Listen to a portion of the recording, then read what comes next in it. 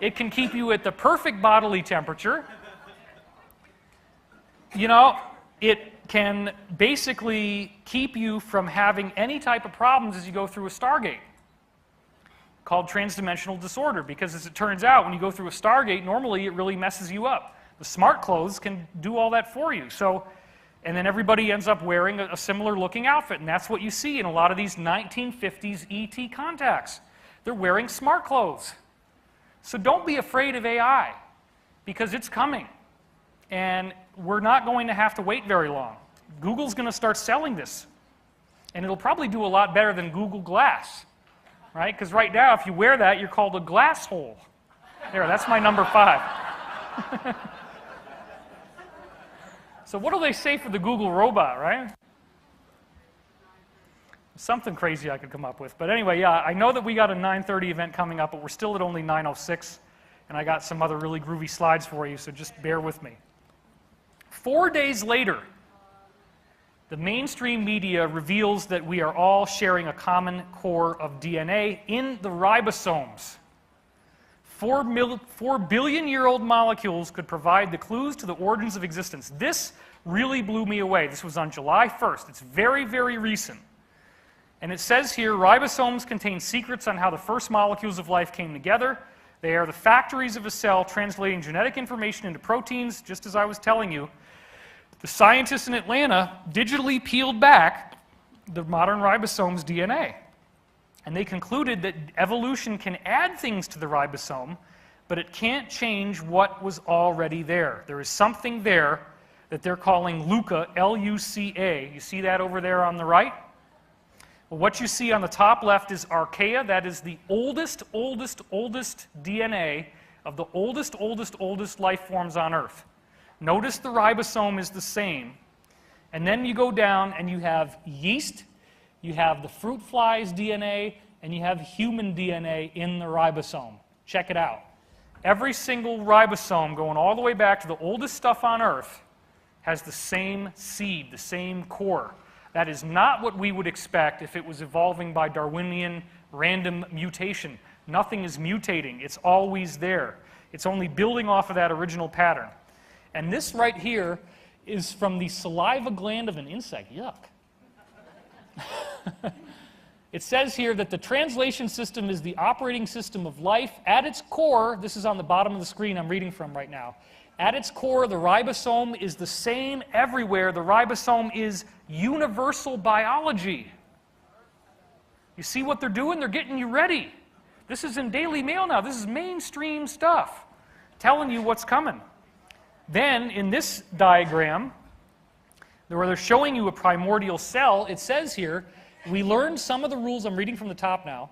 We learned some of the rules of the ribosome. Evolution can change the ribosome as long as it does not mess with its core. Evolution can add things on, but it can't change what was already there.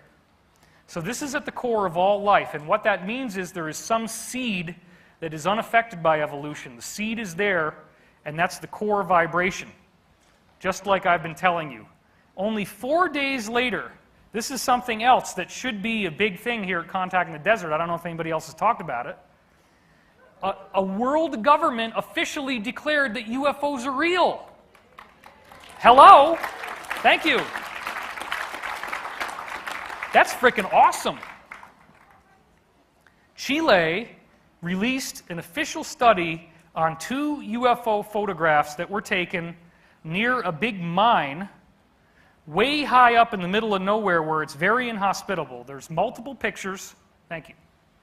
There's multiple pictures, and I'm going to show you the 2 that the Chilean government actually studied.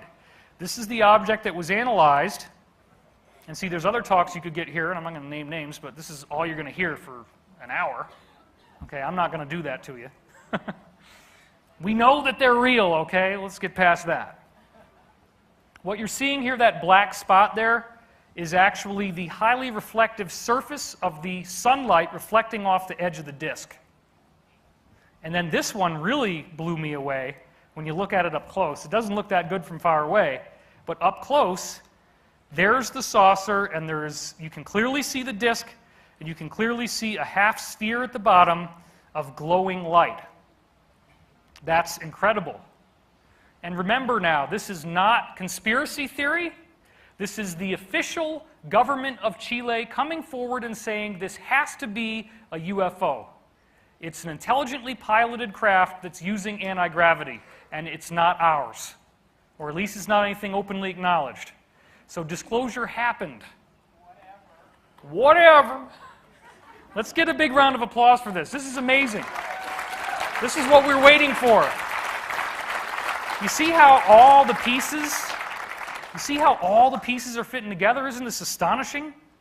6 days later, The Guardian comes out with the revelation that the NSA is capturing everyone's audio all the time on your phone calls. They're storing it on hard drives at Bluffdale, Utah, in that massive, massive NSA building. And they're saying the ultimate goal is total population control. At least 80% of all audio calls are recorded and stored in the US. And now I'm going to tell you something really that's going to get me in trouble. There were people in the media, and I heard this from my insiders, who were going to come forward and say that not only is all this audio being captured, but that they've got very high-powered computers that are using the same thing on your iPhone, like Siri. And what does Siri do when you talk in? Da-da-da-da-da-da-da. You get a transcript, right? Everybody's audio is being transcribed by the NSA into written form. Every call, all the audio, and the journalists were going to come forward with this story, and they all got threatened with death if they were going to come forward with it. That's what that big NSA facility is in for Utah. And it's so important now, they're doing so much work for this, that they have actually turned off HARP in Alaska to divert the power over to Utah to transcribe your phone calls. Because they're so worried, because they know they're losing. So amen for them having to turn off HARP to have enough energy to run Utah. It's happening, folks. This is all really happening. 5 days after this comes out, the Alliance strikes again. And they reveal that your favorite haterade that you've drunk online is written by the government. Surprise, surprise. How many times have you been hated on by people in a forum when you're just trying to spread the truth? They're not real people. They're government employees, and that's what this disclosed right here, coming right out of the Snowden documents and others like it. GCHQ is the British equivalent of the NSA, and look at what they're doing. If you read this whole article, what it says is they're infiltrating YouTube comments, they're infiltrating Facebook, they're infiltrating the comment sections on websites, they're targeting people like me. Some of the stuff that Greenwald has come out with actually shows that they're going after UFO writers. So these haters that you can never argue with, because no matter what you say, they always keep fighting with you, they're not real people. They're shills paid by the government. It's all come out in the open. Everybody knows now. It's right out there in the mainstream media. Isn't that incredible? Give another big round of applause for that. Additionally, the same day, we find out that Germany is actually so worried about the NSA and this fight they're having with them that they're actually using manual typewriters.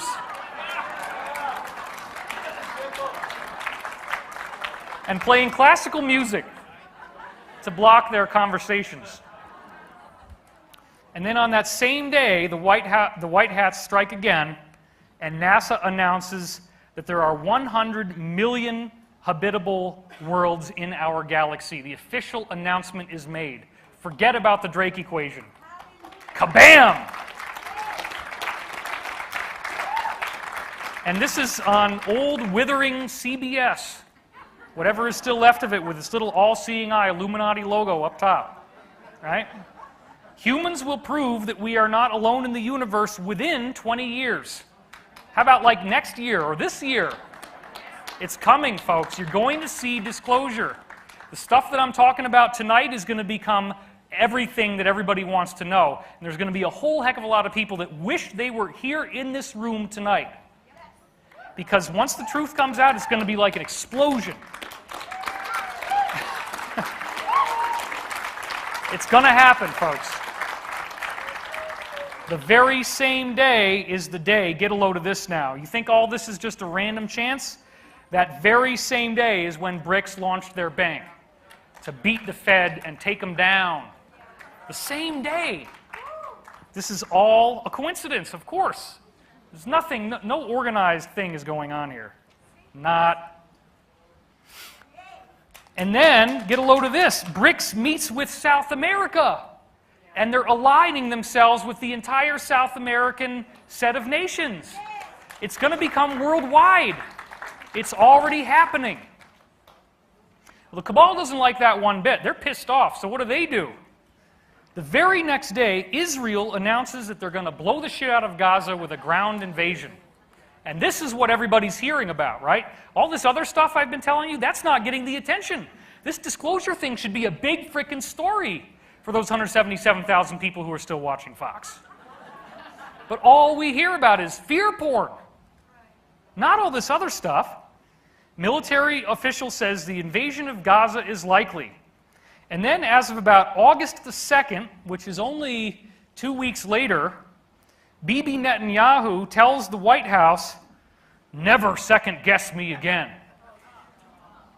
Well, what the heck is a false flag? I mean, look at, what is Drudge implying by the way he used this picture here? He's not very happy about it. Of course, false flag terrorism means the government creates its own fake attacks. Israel may have very well launched those allegedly Hamas rockets, and then, oh, you launched rockets at us, now we're going to blow the shit out of you. And guess what's happened? It's a global awakening. Nobody wants to see this kind of stuff anymore. But they're saying, well, we'll put them in there and keep them there as long as necessary. And then the CIA is doing psyops, trying to get you to go back into Syria by taking this guy who was killed in Syria and making him look like the crucified Christ. That's a psyop, folks. That's mind control. Oh, we got to go in and save those poor people. How are we going to do it? Well, we'll blow the shit out of their whole country, of course.